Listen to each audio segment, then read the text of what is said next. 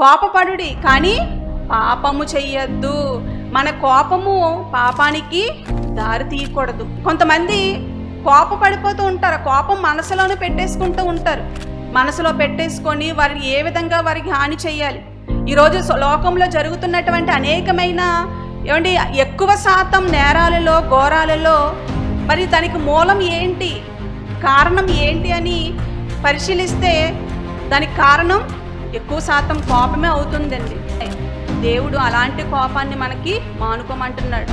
కోపపడండి. ఏ విషయంలో మీరు కోపం చూపించాలి?